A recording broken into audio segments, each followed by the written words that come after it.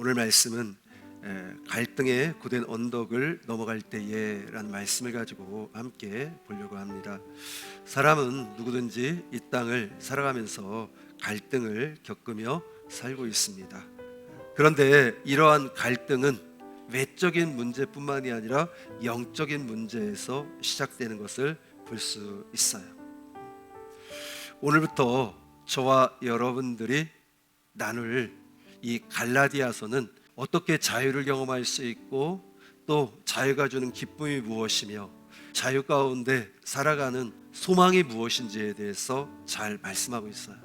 저와 여러분들이 이 땅을 살아가는 동안에 갈등이 전혀 없는 인생은 없습니다. 그러나 중요한 것은 이렇게 혼란스럽고 흔들리는 세상 가운데 저와 여러분들이 돌아가야 될 것은 오직 복음인 줄로 믿으시기 바랍니다.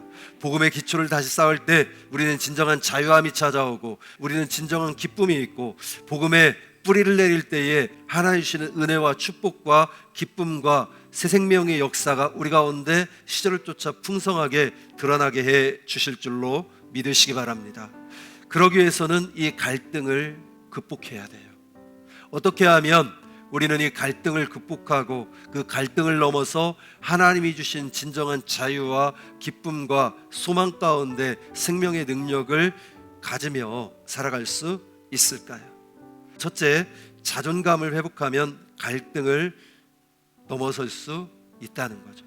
저와 여러분들이 이 땅을 살아가면서 겪는 갈등은 외부에서 공격하는 그런 갈등이 다가 아니에요. 사실은 진짜 뿌리는 내부 안에서 시작되는 것을 볼 수 있습니다.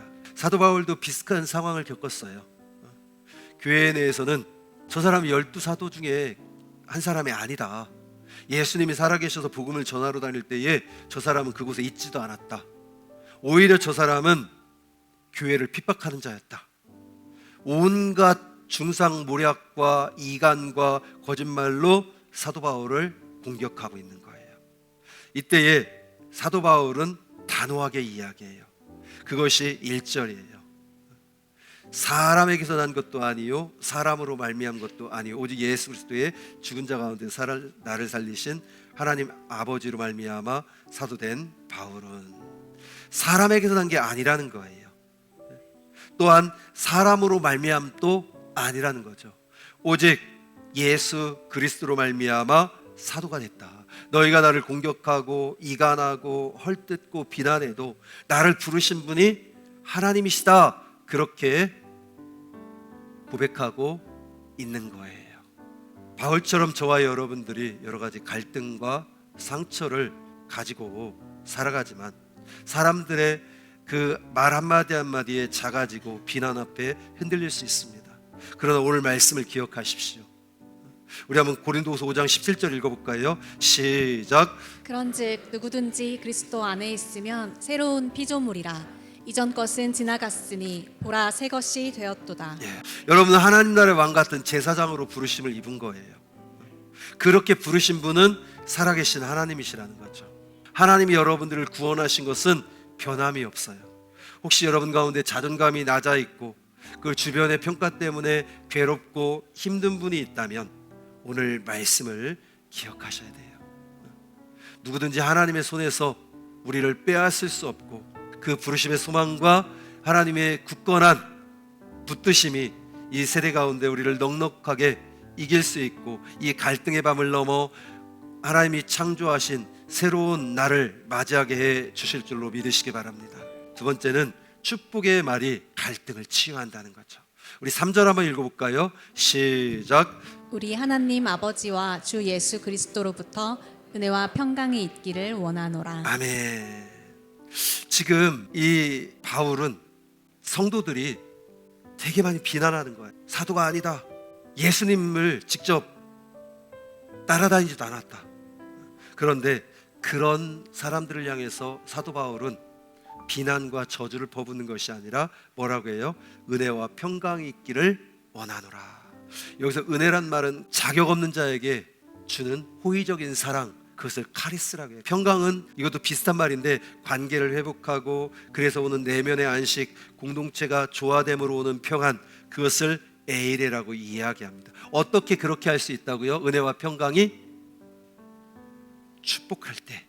이 축복의 인사는 단순한 교제의 인사가 아니라 상처를 덮고 갈등을 덮고 무너진 관계를 회복시키는 축복의 언어라는 거죠. 우리 베드로전서 3장 9절 읽어볼까요? 시작. 먹었다고 도로 보복하지 말며 욕을 먹었다고 그 사람을 욕하지 마십시오. 오히려 그 삶을 축복해 주십시오. 이것은 여러분 자신이 축복받는 인생을 누리도록 부르심을 받았기 때문입니다. 아멘. 사랑하는 여러분, 아직 풀리지 않은 관계가 있고 마음에 응어리진 것이 있고 그리고 회피하고 싶은 사람들이 있다면 여러분들이 소리내어 축복하고 기도하시길 바랍니다. 그것은 그 사람을 위한 것이 아니라 그 축복한 사람에게 오게 하기 위해서. 그렇기 때문에 여러분들은 축복하며 살아가기를 예수님의 이름으로 축원드립니다. 세 번째, 십자가를 바라보면 갈등이 끝난다는 거죠. 우리가 한번 생각해 보시죠. 갈등의 근원이 어딘지 죄라는 거예요. 그렇기 때문에 사람과 사람과의 갈등, 하나님과 사람과의 갈등도 죄로부터 출발했다는 걸 기억하셔야 돼요. 그래서 오늘 본문 4절 한번 읽어볼까요? 4절 시작. 아멘. 하나님께서 이 문제를 해결하기 위해서 죄 없는 독생자를 이 땅에 보내셔서 십자가에 못 박아 죽게 해주신 줄로 믿으시기 바랍니다. 우리 에베소 2장 14절 15절입니다. 시작. 아멘. 사랑하는 여러분, 우리가 애쓰고 노력해봤자 더 깨지고 더 오해만 가고 더 큰일이 벌어져요. 그런데 저와 여러분들이 예수 그리스도를 붙잡는다면 해결되는 줄로 믿으시기 바랍니다. 주님의 십자가를 붙잡으십시오. 주님의 보혈을 의지하십시오. 이 십자가는 저와 여러분들의 찾아오는 긴 어둠의 터널을 끝내 줄 것입니다. 그렇기 때문에 믿음의 주 온전하게 하시는 예수 그리스도를 바라보십시오. 여기까지 오시기까지 갈등과 고난과 고민이 있는 분이 계셨다면 예수께 나오셔야 돼요. 예수를 붙잡으셔야 됩니다. 그분의 힘을 덧입어야 합니다. 그럴 때 죄를 용서하시고 우리를 긍휼히 여겨주시고 낭망한 자들에게 의로운으로 일으켜주시는 주님의 놀라운 역사, 하나님의 그 광명한 빛을 경험할 때에 우리를 아프게 하고 고통스럽게 했던 사단의 역사와 어둠은 떠나가게 될 것이고 은혜와 평강과 자유함이 저와 여러분들에게 찾아올 줄로 믿으시기 바랍니다.